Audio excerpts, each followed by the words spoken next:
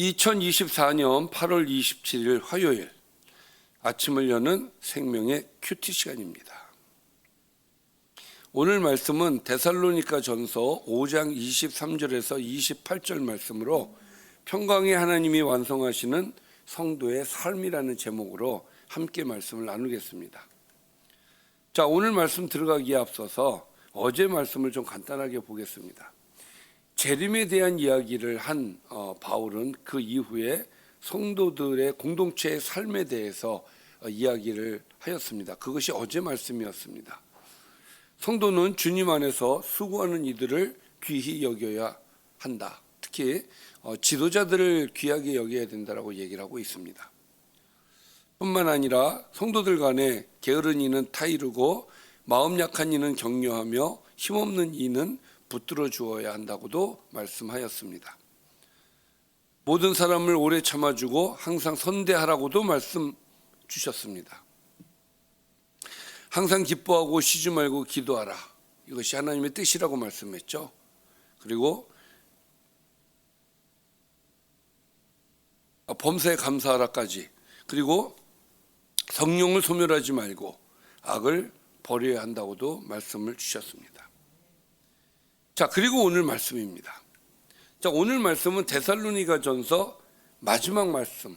자, 마지막 말씀에는 어떤 내용이 들어있는지 좀 같이 좀 보도록 하겠습니다. 평강의 하나님이 친히 너희를 온전히 거룩하게 하시고 또 너희의 온 영혼과 몸이 우리 주 예수 그리스도께서 강림하실 때에 흠없게 보존되기를 원하노라. 자, 성도로서 하나님께 부름을 받은 우리 성도들이 자, 너희를 온전케 또 거룩하게 하셨다. 자, 거룩하게 된 이 성도가 끝까지 흠없게 보존되기를 원한다. 이것이 바울의 바람이에요. 너희의 온 영과 혼과 몸이 주님께서 오시는 그날까지 잘 보존되기를 원한다. 그러니까 거룩한 이 거룩에 대해서 그때까지 잘 보존되어지기를 원한다는 것이죠. 그래서 성도들이 끝까지 정말 하나님의 뜻 안에서 끝까지 잘 있어주기를 이 데살로니가 교회 성도들이 잘 있어주기를 간절히 바라는 바울의 모습을 우리가 볼 수가 있는 겁니다. 그러면서 이런 말씀을 주시죠. 너희를 부르시는 이는 미쁘시니 그가 또한 이루시리라. 뭘 이루죠? 아니요, 이 앞에 흠없게 보존되기를 원하노라. 이걸 이루어 주실 거다, 이 얘기예요.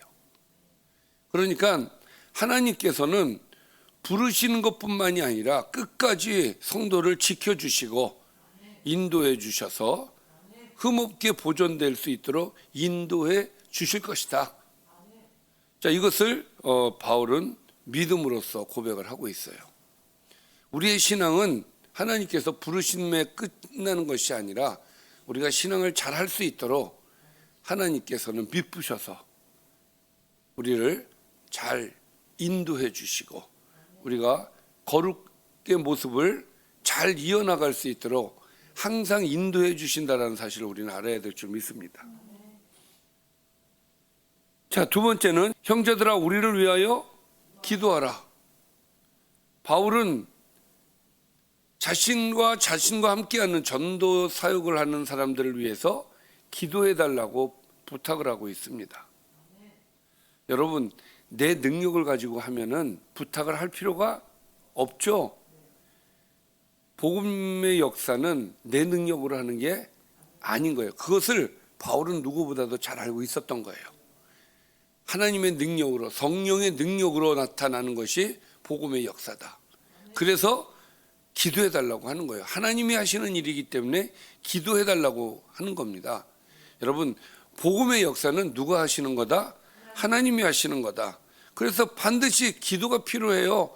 그래서 우리를 위해서 기도해라. 우리를 위해서 기도하라는 말이 뭐겠습니까? 우리가 하는 이 사역을 위해서, 이 복음 증거를 위해서 기도해 달라는 얘기 아니겠습니까?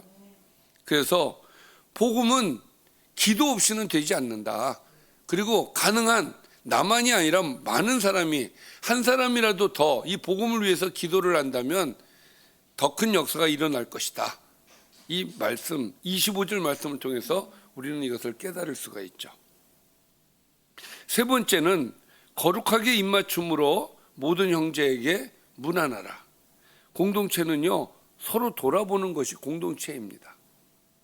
서로 문안하는 거예요. 우리 문화는 이렇게 입맞추는 문화가 아니기 때문에 큰일 납니다. 입맞추면.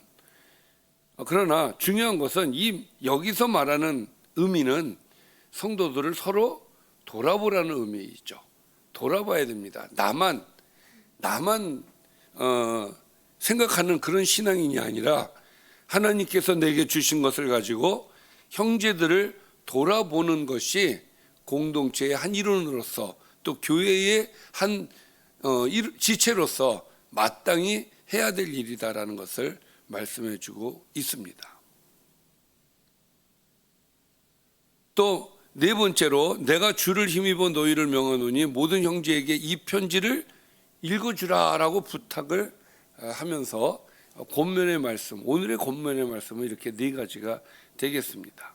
편지를 읽어주라고 하는 것은 바울이 이 편지를 통해서 정말 그들에게 반드시 필요한 말씀들을 편지를 통해서 기록을 했기 때문에 한 사람이라도 더 많은 사람들이 듣고 바울이 원하는 대로 데살로니가 교회를 향한 그 하나님의 말씀을 많은 사람들이 읽고 따라주기를 간절히 바라는 마음을 또 우리가 읽어볼 수가 있죠. 늘 바울은 노심초사, 자기는 떠나 있지만 그럼에도 불구하고 데살로니가 교회에 있는 모든 성도들이 하나님의 말씀 안에서 거룩하고 흠없이 자라기를 간절히 바라는 그 마음을 우리가 알 수가 있습니다. 그리고 마지막으로 우리 주 예수 그리스도의 은혜가 너희에게 있을지어다 하면서 데살로니가 전서를 마감을 하고 있습니다. 오늘 말씀은 여기까지입니다. 자, 오늘 말씀은 네 가지의 부탁을 권면을 하면서 마지막으로 마무리를 하고 끝내는 그런 내용이 되겠습니다. 오늘 우리는 말씀을 통해서 데살로니가 교회를 향한 바울이 어떤 마음을 갖고 있는지 좀 더 들여다볼 수 있었습니다. 항상 우리는 성도를 돌아보는 그런 마음이 우리에게 있어야겠습니다. 바울에게 성도를 돌아보는 마음이 있었기 때문에 이 편지를 쓴 거죠. 그것처럼 우리도 이 말씀처럼 성도를 돌아보는 그런 성도가 되기를 바랍니다. 자, 오늘 말씀을 통해서 한 가지 생각해 보고 싶은 것은 기도해 달라고 부탁을 하잖아요. 복음을 위해서 기도를 해달라고 부탁을 하는 겁니다.